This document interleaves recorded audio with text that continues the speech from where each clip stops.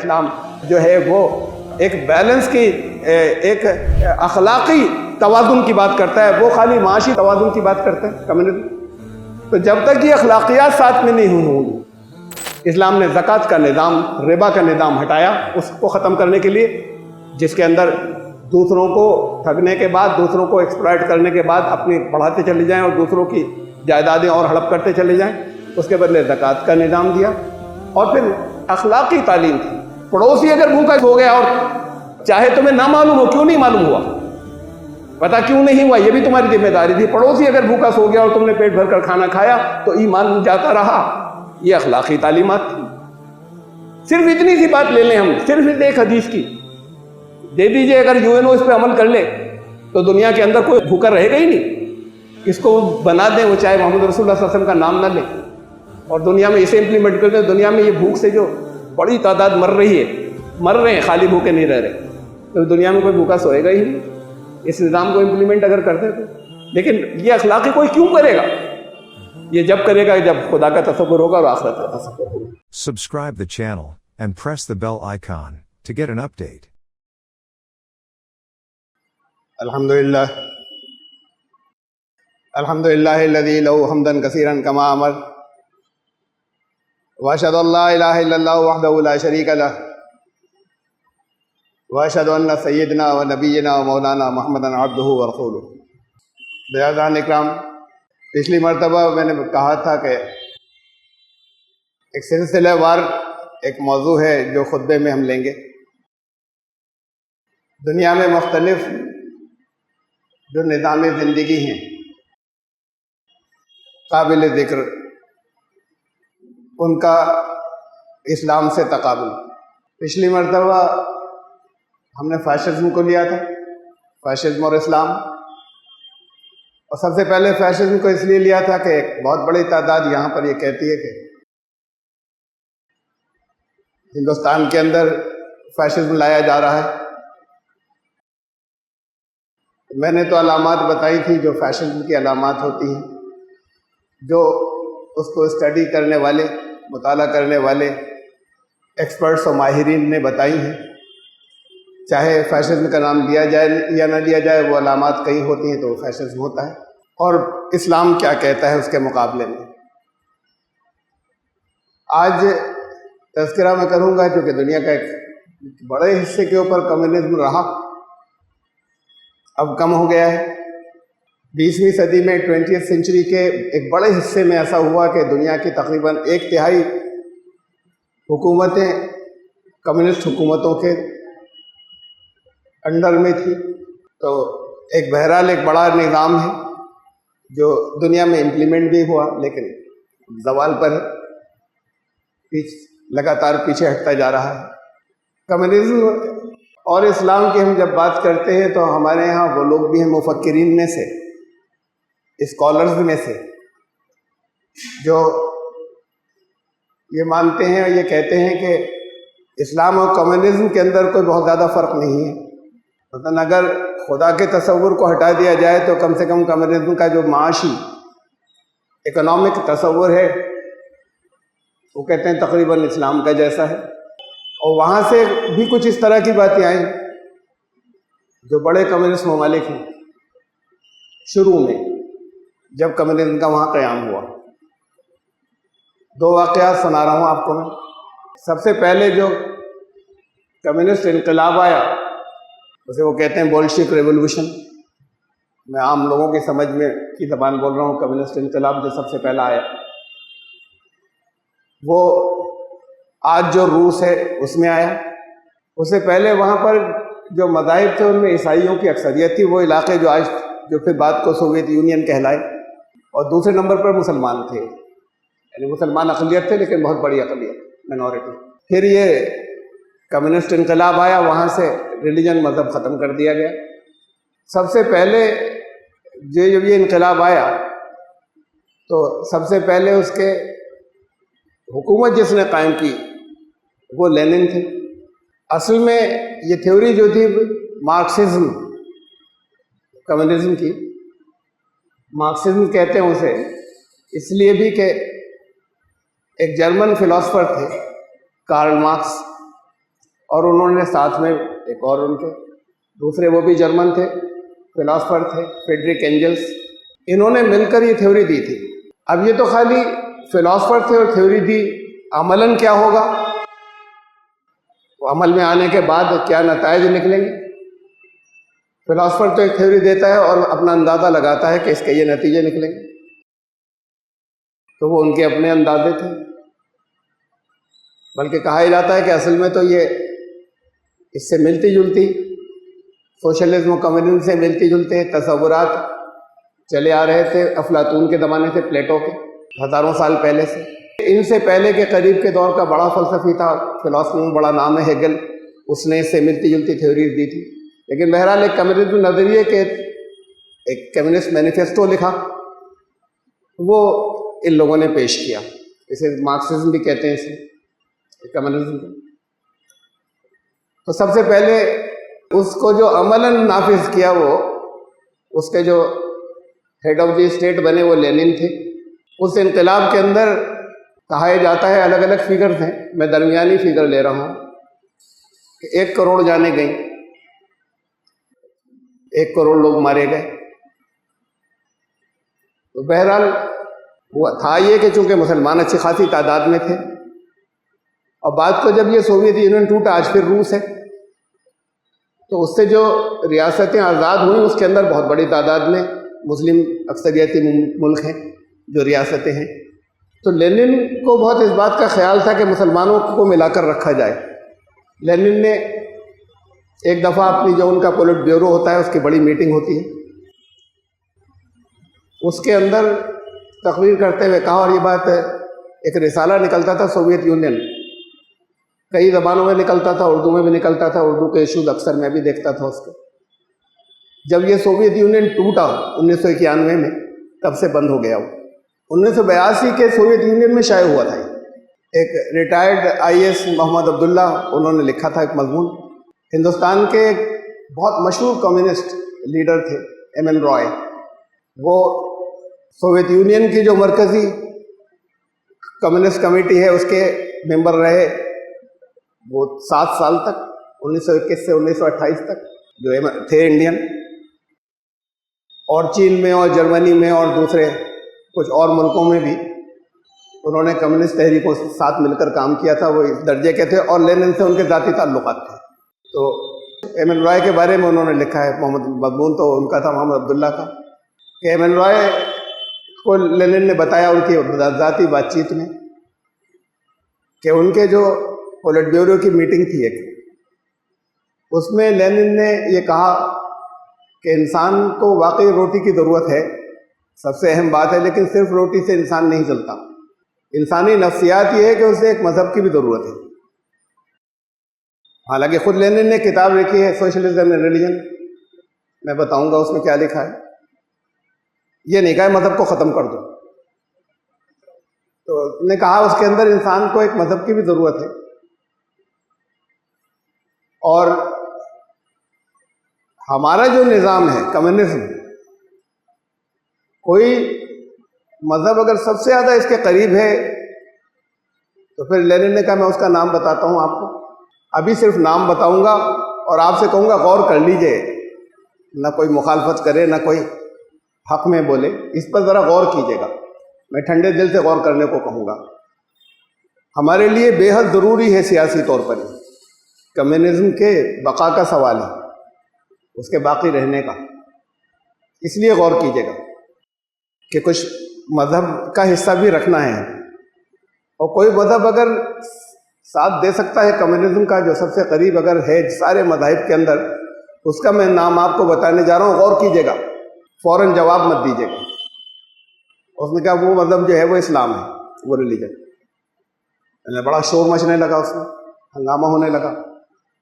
اس نے پھر کہا کہ کوئی فیصلہ کرنے کو نہیں کہہ رہا آپ لوگوں سے، 1 سال بعد ہم پھر اکٹھے ہوں گے، تب تک ذہن بن جائے اس سلسلے میں، اور جو بھی اکثریت کہے گی، جیسی رائے ہوگی اس کو دیکھیں گے، لیکن بہت اہم یہ موضوع ہے، اس پر غور کیجیے گا۔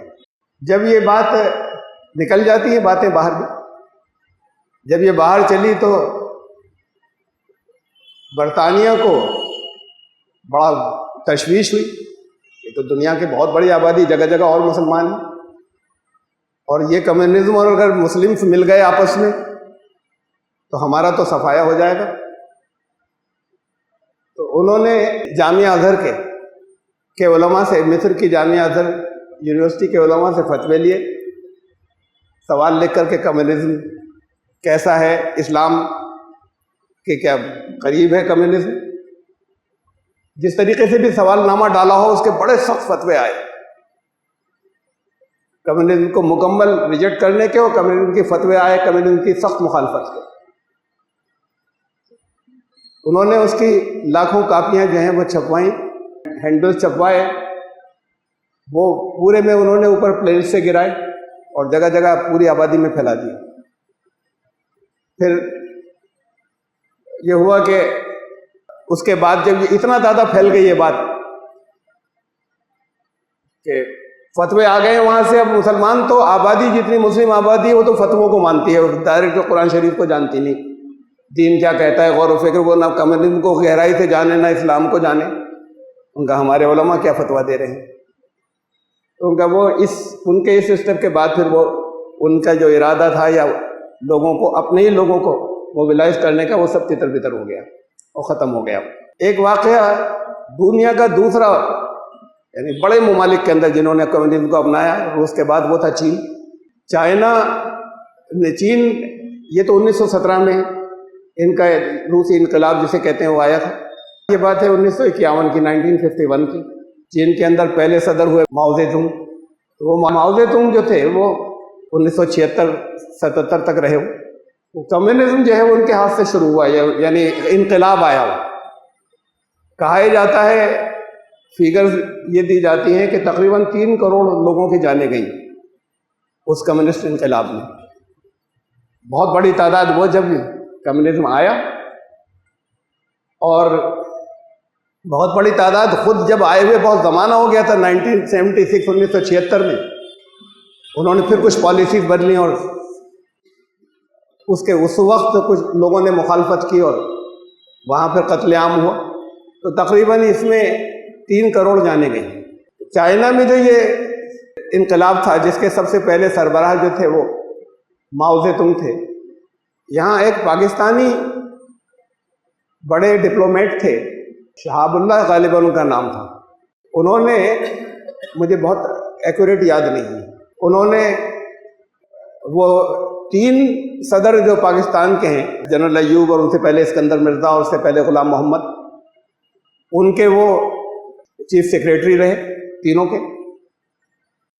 پاکستان کے ایجوکیشن سیکریٹری اور کچھ اور منسٹریز کے سیکریٹری بھی رہے۔ وہ چائنا گئے ایک مرتبہ، تو انہوں نے یہ خواہش ظاہر کی کہ ماؤ سے ملنا چاہتا ہوں، تو وہاں بتایا گیا ان کو ڈپلومیٹ یا پاکستانی چینی حکومت کے اعتبار ہونے کے وہ تو آسان نہیں ہے، کوئی کام ہے، کوئی حکومت کی طرف سے کوئی بات ہے، پیغام، تو انہوں نے کہا نہیں، میری ذاتی خواہش تھی ملنے کی۔ بہرحال انہیں منع کر دیا گیا، لیکن پھر انہوں نے کہا کہ بات پہنچائی گئی اور شاید اپروول آ گیا، تو ان کو ایک عام سے محلے میں ایک بہت عام سا گھر تھا، اس میں لے جایا گیا، وہاں رہتے تھے وہ کسی ملنے۔ میرا خیال یہ تھا کہ کوئی محل ہوگا، کوئی پیلس ہوگا، لیکن وہ آدمی ایک عام محلے کے اندر ایک عام بہت معمولی گھر میں رہتا تھا۔ ملاقات ہوئی، تاکہ اچھی رہی، انہوں نے بڑے اچھے انداز میں بات کی۔ اس ملاقات میں انہوں نے سوال کیا کہ بولے، ایک سوال یہ بھی کیا اور باتیں تو جس کا بیان انہوں نے دیا، قدرت اللہ شہاب نام تھا۔ تو قدرت اللہ شہاب صاحب نے ایک سوال یہ کیا کہ کمیونزم میں خدا کا تصور بالکل نہیں کچھ، انسانی فطرت سے تو بہت دور ہو جائے گی یہ بات۔ انہوں نے کہا کہ یہ ہمارے ذہنوں میں بھی تھی یہ بات، ماؤ نے کہا، اور ہم نے اب اس کو اپنے مرکزی کمیٹی میں رکھا تھا اس بات کو۔ وہاں پر ہم نے رائے لی لوگوں کی، تو بہت سے خدا ہو گئے وہاں پر، کوئی کسی خدا کی بات کرتا تھا، کوئی کسی خدا کی، کوئی کسی خدا کی، اور وہ بھی تھے کہ جو کسی خدا کی بات نہیں کرتے تھے، لیکن اکثریت وہی تھے جو کسی خدا کی بات کرتے تھے، لیکن وہ سب کے خدا الگ الگ تھے۔ خدا کا تصور بھی الگ الگ تھا. سب کے خدا ہونے کا الگ مطلب یہی ہے. نام چاہے الگ الگ ہوں لیکن اگر اس کی ذات اور صفات کے اوپر اتفاق ہے تو وہ ایک خدا کے نام ہے. اور ان کی پاور اور اس سے متعلق جو باقی اور تصورات ہیں، عقائد ہیں، وہ اگر الگ ہیں تو پھر یہ الگ الگ خداؤں کی بات ہے. تو وہاں بہت سے خداؤں کی بات تھی کہ یہ فلاں، یہ ہے، یہ. انہوں نے اس کو ملتوی کر دیا. انہوں نے خود ایک اپنا مقالہ لکھا اگلی میٹنگ میں پڑھنے کے لیے، اور ماؤں نے بتایا کہ اس میں نے لکھا تھا کہ اگر کسی خدا کا تصور لیا جا سکتا ہے تو صرف اسلام کے خدا کا، جو کمیونزم کو سپورٹ کر سکے. وہ بھی آؤٹ ہو گئی، یہ بھی آؤٹ ہو گئی بات. اور پھر یہی تھا برطانیہ، جنہوں نے یہ کیا کہ لاکھوں پیمفلٹ جو ہیں وہ بٹوا دیے. فتوے اس بار لیے تھے ہندوستان سے، ہندوستان کے علماء سے، اور انہوں نے بہت ہی سخت تھی. تو کٹر اسلام کمیونزم کا دشمن ہے، کمیونزم اسلام کا دشمن ہے. ان کا جب اگلی میٹنگ ہوئی تو ہر ممبر کی ٹیبل پر ایک ایک فتویٰ رکھا ہوا تھا. لوگ لے کر آئے تھے اپنے ساتھ. پھر میں نے پڑھا ہی نہیں اس مقالے کو، لیکن اتنے لوگوں کا ذہن بن گیا تھا اس کے خلاف کہ میں پڑھ ہی نہیں سکتا تھا اسے. انہوں نے پوچھا قدرت اللہ شہاب نے کہ کیا یہ بات میں پبلکلی کہہ سکتا ہوں جو آپ سے ہوئی ہے؟ کیونکہ یہ انڈرسٹینڈنگ ہوتی ہے بہت سے، کبھی کبھی جرنلسٹ کی بھی اور کبھی کبھی ہائی لیول کے اگر ڈپلومیٹس ہوں ان کی بھی یا لیڈرز کی بھی، کہ یہ فلاں بات ایک بتا تو رہے لیکن آف دی ریکارڈ ہے، انہیں کہیے گا مت. تو انہوں نے پوچھا کیا میں یہ بتا سکتا ہوں لوگوں کو؟ قدرت اللہ شہاب نے پوچھا. تو انہوں نے کہا ابھی نہیں، میرے مرنے کے بعد، میری زندگی میں مت کریے گا، میرے مرنے کے بعد کہہ سکتے ہیں آپ. یہ دو واقعات میں نے بہت بڑے بتائے آپ کو. دنیا کی دو سب سے بڑی جو اسٹیٹس ہیں کمیونسٹ اسٹیٹس، ایک اسلام کے خدا کا تصور لینے کے اس کے جو ہیڈ تھے، اور بڑے زبردست ہیڈ تھے وہ ماؤ، تو ایک اس کے حامی تھے، اس کے فیور میں تھے جب یہ چائنیز کمیونسٹ پارٹی شروع ہوئی اس وقت. اور جو سب سے پہلے روس کے جو سوویت یونین کے جو ہیڈ آف دی اسٹیٹ تھے وہ اس کے فیور میں تھے کہ کچھ مذاہب کے ساتھ میں، اسلام کے ساتھ میں ہمارا کچھ کوآرڈینیشن ہونا چاہیے، ہمانگی ہونا چاہیے، یہی سب سے زیادہ قریب ہے. اور وہ پھر انہوں نے اس کو ڈسٹرب کیا دونوں مرتبہ برطانیہ نے، اور ان کے لیے یہ ممکن نہیں رہا. انہوں نے رائے ایسی بنا دی کہ ممکن نہیں رہا کہ اپنی بات کو آگے لے کر جا سکتے. اگر ایسا نہیں ہوا تھا تو معلوم نہیں دنیا شاید کچھ اور ہوتی. بہرحال وہ تو نہیں ہوا. لیکن یہ جو کہا جاتا ہے، ہمارے بہت سے بعض انٹلیکچوئل بھی، بعض مفسرین بھی جدید کہتے ہیں اس طرح کی بات، ان کے خیالات کافی کمیونزم سے ملتے ہیں. تو اس میں کتنی حقیقت ہے میں پھر بھی بتاؤں گا کمیونزم کیا ہے، اور ظاہر ہے بہت مختصر بتا سکتا ہوں یہاں خطبے میں. اور پھر اسلام کیا کہتا ہے اس کے مقابلے میں. جو مدارس سے فارغ نہیں ہیں، دین کی بڑی شخصیات، دین کا علم رکھنے والے، ان میں سب سے مشہور فلسفی کے میں ڈاکٹریٹ لیے ہوئے علامہ ڈاکٹر محمد اقبال تھے. ان کے دو شعر سن لیجئے.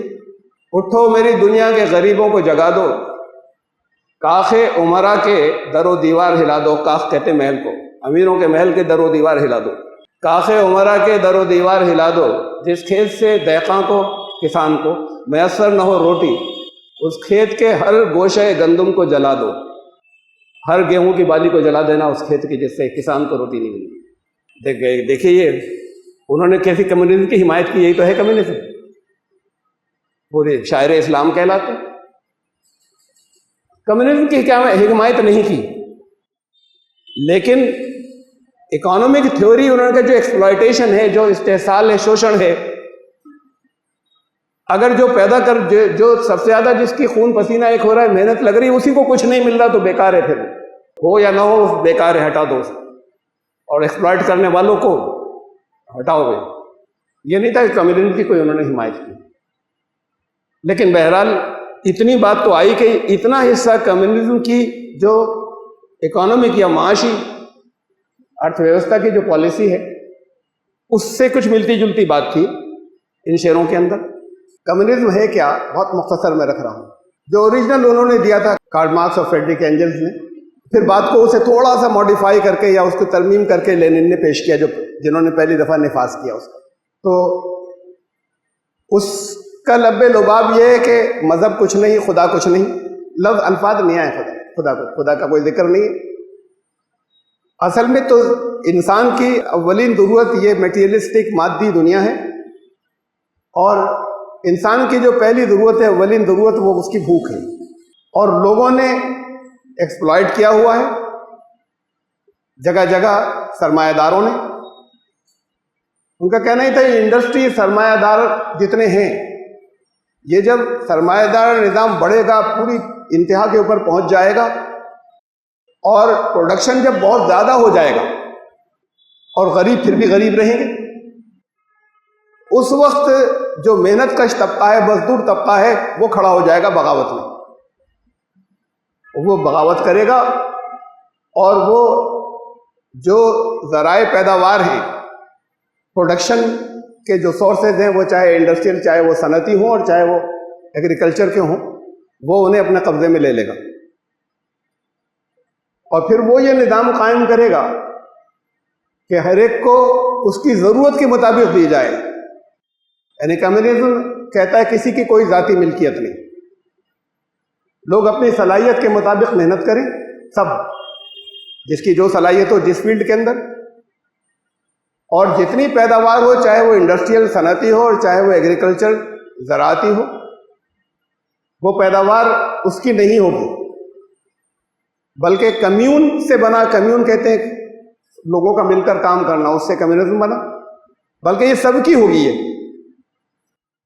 سارے انسانوں کی ہوگی، اور پھر ان کی تقسیم اس حساب سے ہوگی، کسی گھر میں زیادہ لوگ ہیں، کم ہیں، کس کو کتنی ضرورت ہے، اس کے حساب سے یہ ڈسٹریبیوٹ کیا جائے گا.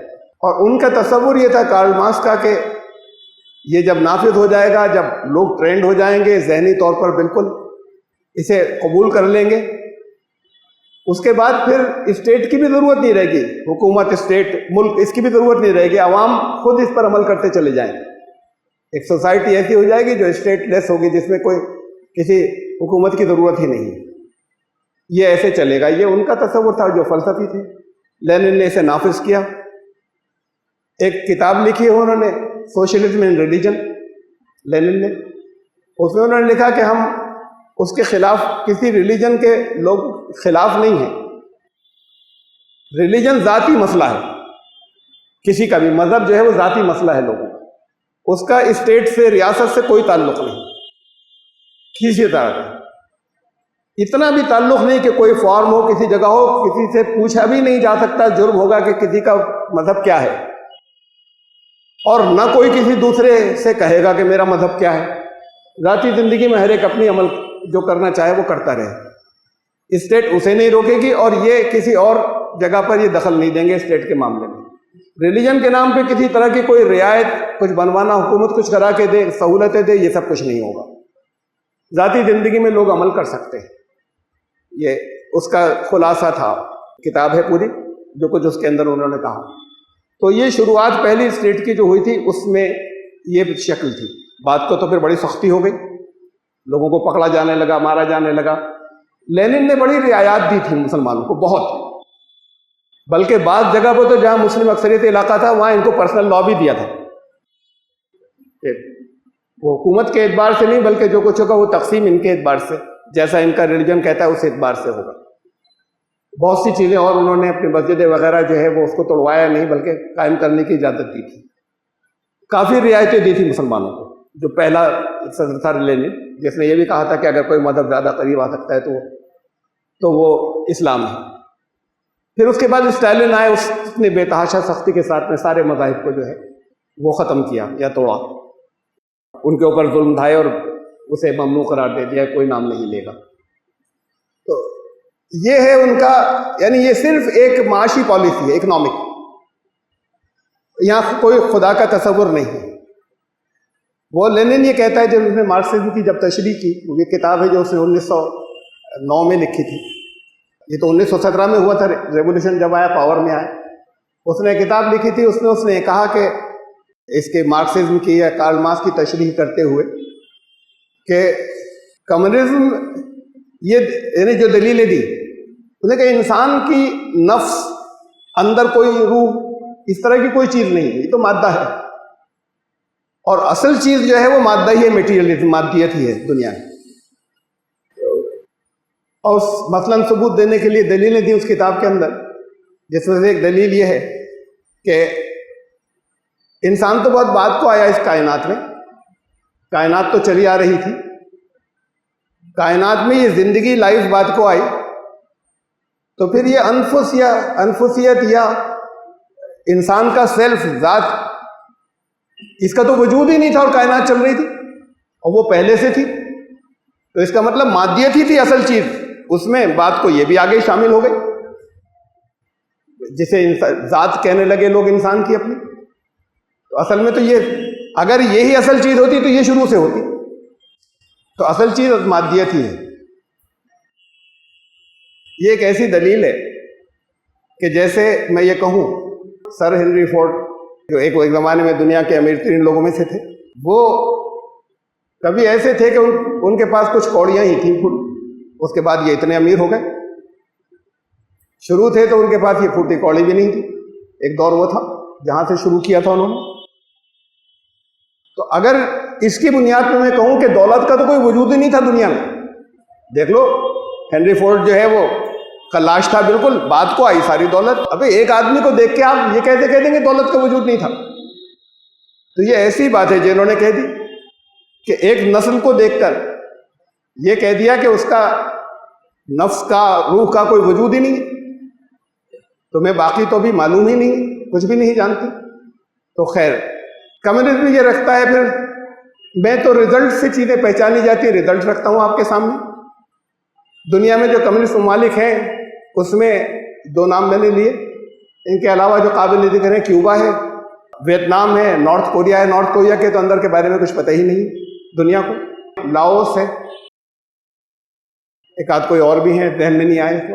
یہ جو ہے یہ اس وقت پہلے اور تھے، اب ختم ہو گئے، وہ چھوڑ دیا انہوں نے کمیونزم۔ بہت بڑی چیکوسلاواکیا تھا، یوگوسلاویا، بہت سے ملک اور تھے، وہ سب اب ختم ہو گئے، انہوں نے کمیونزم سے ہٹ گئے۔ دنیا کے ممالک جہاں پر کمیونزم نافذ ہوا وہ کمیونزم سے ہٹ گئے بہت بڑی تعداد میں۔ روس، یہ بڑی بات ہے، بہت اہم بات۔ ان کی تھیوری یہ تھی، لینن نے جو تشریح کی تھی، کہ سرمایہ دارانہ نظام جب اس جگہ آ جائے گا کہ سرپلس ہو جائیں گی چیزیں تو بہت ہوں گی، لیکن غریب پھر بھی غریب ہوں گے، بھوکے ہوں گے، تو پھر دنیا کے غریب کھڑے ہو جائیں گے۔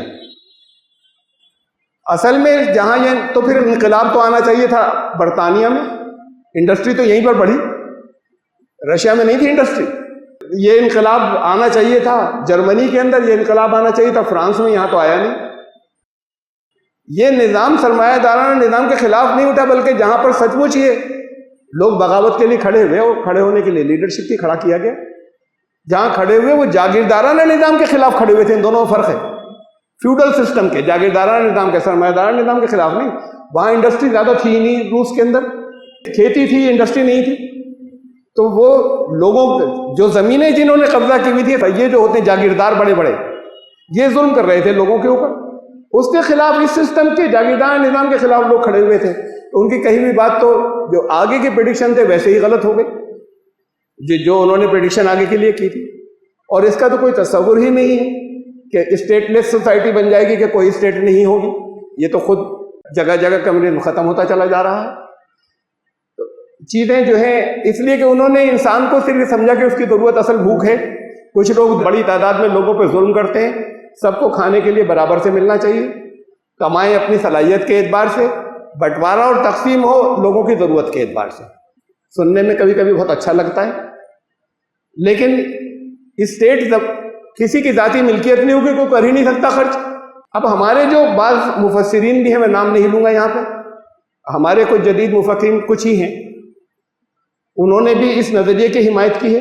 اسلام اپنی جگہ پہ، لیکن معاشی طور پر اکنامک سسٹم اسلام ان کا قرآن یہی کہتا ہے کہ لوگوں کی تقسیم جو کی جائے وہ لوگوں کی ضرورت کے اعتبار سے کی جائے، سب کی، اور کسی کی ذاتی زمین نہیں بچے، زمین ساری اسٹیٹ کی ہو یا ملکیت ساری اسٹیٹ کی ہو، ذاتی ملکیت نہ ہو۔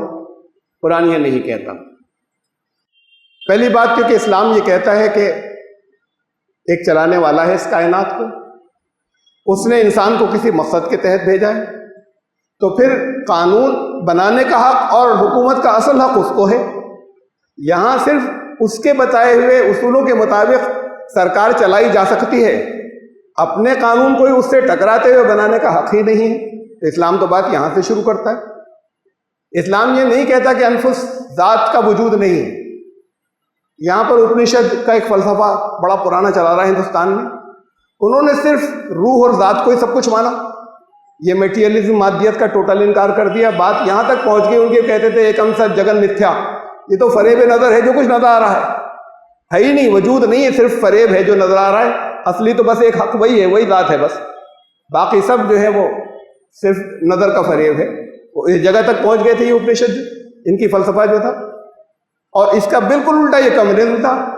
ان کا کسی روح، کسی نفس، کسی خدا، اس کا کوئی وجود نہیں ہے، جو کچھ ہے وہ مادہ ہی مادہ ہے۔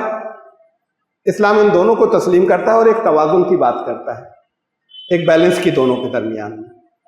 جو نفس کی ضروریات ہیں اس کی بات کرتا ہے، وہ نفس کی ضروریات پوری ہونی چاہیے اس کی بات کرتا ہے، انسانی اختیار کی بات کرتا ہے، لیکن وہ اختیار اللہ کے بتائے ہوئے قانون کے مطابق محدود اختیار ہوں، وہ انلمیٹڈ اختیار نہیں ہوں۔ کمیونزم بائی فورس امپلیمنٹ کرتا ہے، اسلام اس کے خلاف ہے کہ زبردستی امپلیمنٹ کیا جائے کسی کو، کہ زبردستی نہیں دیا جا سکتا، سمجھایا جائے گا، پریچ کیا جائے گا، دعوت دی جائے گی۔ تو بڑے بنیادی فرق ہے دونوں کے اندر۔ اس میں یہاں پر زور زبردستی، وہاں زبردستی نہیں، اس لیے ہم دیکھتے ہیں کہ محمد رسول اللہ صلی اللہ علیہ وسلم کے زمانے میں عرب پینسولا، جزیرہ نما عرب جتنا ہے، ابھی دوسرے ممالک تو فتح بعد کو ہوئے، اور فتح میں انہوں نے چڑھائی نہیں کی تھی، بلکہ ان کے چڑھائی کرنے کی خبروں پر یہ جنگیں ہوئی تھیں۔ اسلام اپنی اصل شکل میں صرف حضرت عمر کے دور خلافت تک چلا ہے، اس کے بعد زوال شروع ہو گیا۔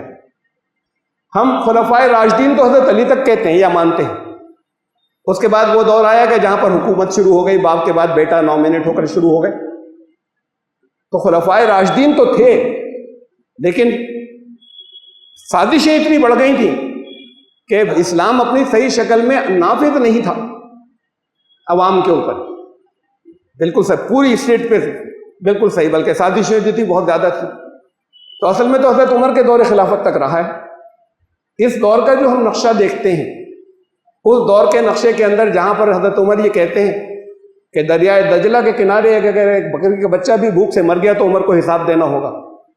36 لاکھ اسکوائر کلومیٹر، مربع کلومیٹر پر ان کی حکومت تھی، اور اس بات کی تھی کہ کوئی اگر ٹھوکر لگ گئی کسی جانور کو بھی وہاں دریائے مصر، وہاں پہ مصر کے کنارے، دریائے نیل کے کنارے، تو بھی عمر ذمہ دار ہوگا کہ ایسی راستے، ایسی سڑکیں کیوں تھی کہ اس کو ٹھوکر لگ گئی۔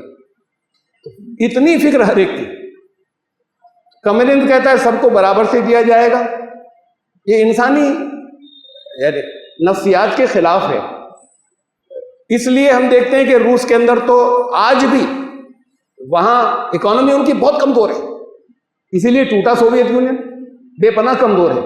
وہ سارا روپیہ جتنا ہے وہ ہتھیاروں پہ تو خرچ کرتے رہتے ہیں، لیکن معیشت بہت کمزور ہے ان کی۔ چائنا کی بہت اچھی ہو گئی، بہت اچھی ہے، بڑھتا جا رہا ہے آگے، اس لیے کہ پالیسیاں بدل لی انہوں نے 1978 سے۔ نام لے رہے ہیں کمیونزم کا، وہ چیز قائم ہے کہ وہ اپنی ڈکٹیٹرشپ چلائے چلے جا رہے ہیں، لیکن دنیا کے سب سے امیر لوگ وہاں پر ہیں اس وقت چائنا کے اندر۔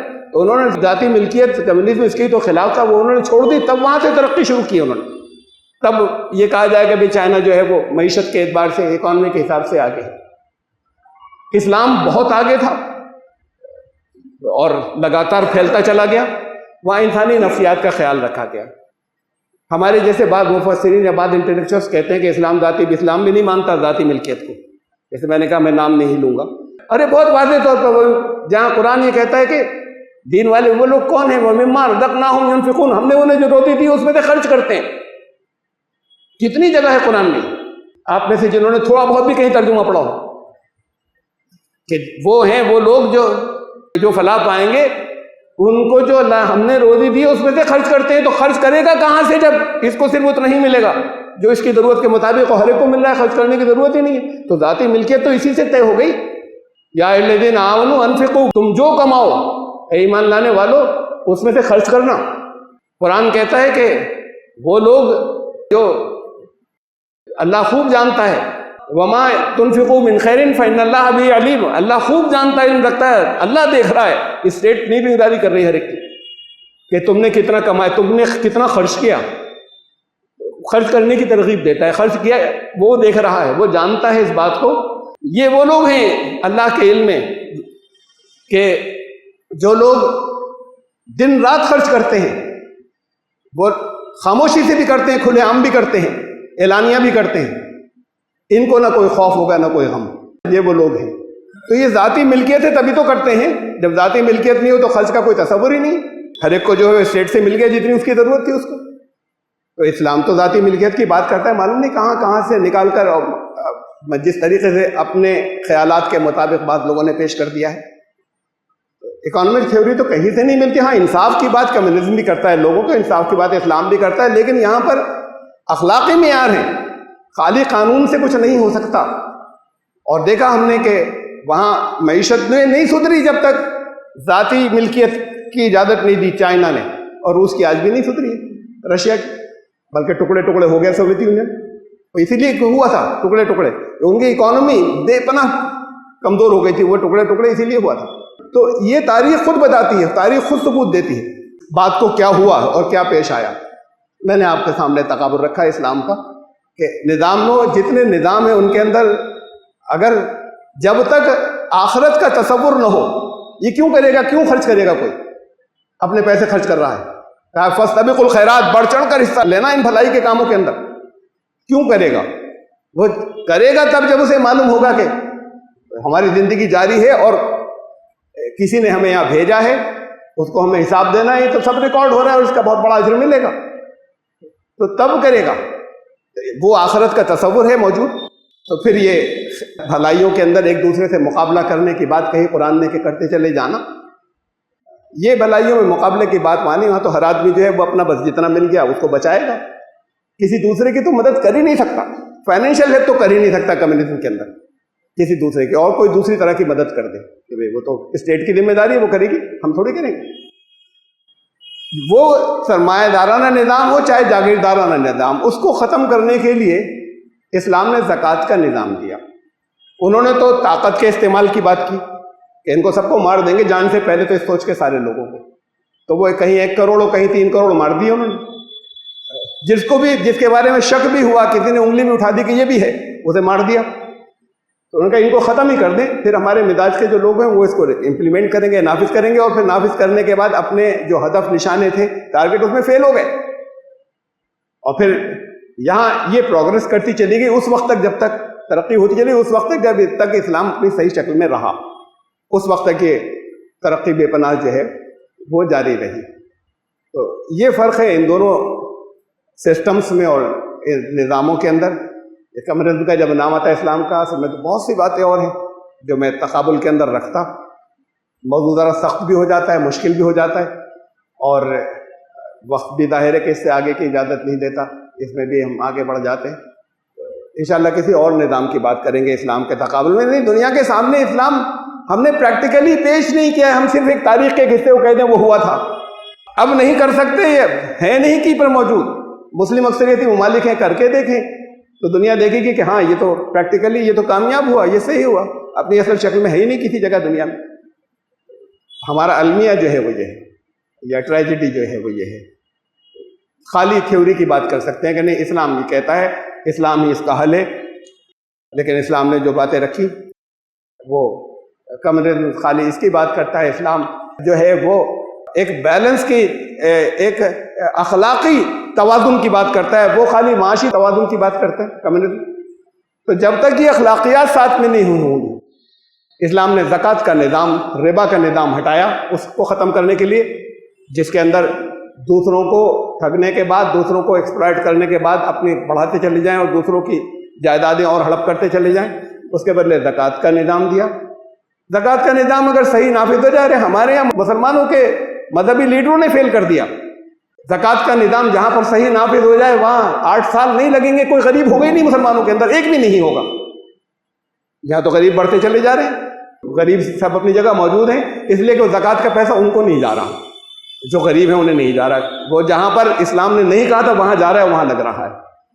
تو اسلام نے زکوٰۃ کا نظام دیا تھا، ایکسپلائٹیشن کے ربا کے نظام کو ہٹا کر، اور پھر اخلاقی باتیں کہی تھی۔ یہ تو تھا قانون کہ غریب کوئی نہیں بچے گا، بنیادی ضرورتیں ہر ایک کی پوری ہوں گی، باقی اپنی صلاحیت کے اعتبار سے کسی کا ہو، لیکن جب ضرورت پڑے تو پھر وہ اللہ کا ہے تو پھر دے دینا اپنا مال، ورنہ استعمال کر سکتے ہو۔ ہاں ضرورت مند کوئی نہیں بچنا چاہیے، بنیادی ضرورتیں ایسی نہ ہو کہ کسی کی پوری نہ ہو، ایک بھی نہیں ہونا چاہیے۔ اور اس ایکسپلائٹیشن کو اسلام نے ختم کیا تھا۔ اور پھر اخلاقی تعلیم تھی، یہ زکوٰۃ دے دی، زکوٰۃ دینے کے بعد تم آزاد نہیں ہو گئے۔ پڑوسی اگر بھوکا ہو گیا اور چاہے تمہیں نہ معلوم ہو، کیوں نہیں معلوم ہوا، پتا کیوں نہیں ہوا، یہ بھی تمہاری ذمہ داری تھی۔ پڑوسی اگر بھوکا سو گیا اور تم نے پیٹ بھر کر کھانا کھایا تو ایمان جاتا رہا، یہ اخلاقی تعلیمات تھی۔ صرف اتنی سی بات لے لیں ہم، صرف ایک حدیث کی دے دیجئے، اگر UNO اس پہ عمل کر لے تو دنیا کے اندر کوئی بھوکا رہے گا ہی نہیں۔ اس کو بنا دیں، وہ چاہے محمد رسول اللہ صلی اللہ علیہ وسلم کا نام نہ لیں، اور دنیا میں اسے امپلیمنٹ کر دیں، دنیا میں یہ بھوک سے جو بڑی تعداد مر رہی ہے، مر رہے ہیں، خالی بھوکے نہیں رہ رہے، تو دنیا میں کوئی بھوکا سوئے گا ہی نہیں اس نظام کو امپلیمنٹ اگر کرتے تو۔ لیکن یہ اخلاقی کوئی کیوں کرے گا؟ یہ جب کرے گا جب خدا کا تصور ہوگا اور آخرت کا تصور ہوگا کہ ہمارے اوپر کوئی ہے، ہمارا ریکارڈ ہو رہا ہے، اور اس کے بعد پھر دنیا ہے آگے والی، سب کچھ زندگی یہاں پر ختم نہیں ہوگی، صرف مادیت میں ہی ہے۔ تو یہ اسلام اور کمیونزم کا میں نے تقابل رکھا۔ انشاءاللہ آئندہ جمعے میں پھر کسی اور نظام کی میں بات کروں گا، جو بڑے نظام دنیا کے اندر آئے ہیں۔ جمہوریت ہے، سوشلزم تو ملتی جلتی چیز ہے کمیونزم سے، ڈیموکریسی ہے، شہنشاہیت ہے، کم از کم یہ 2 بڑے ہیڈ تو باقی ہیں انشاءاللہ اگر زندگی رہی تو۔ بارک اللہ لنا وکم فی القرآن العظیم انہ تعالی جواد کریم۔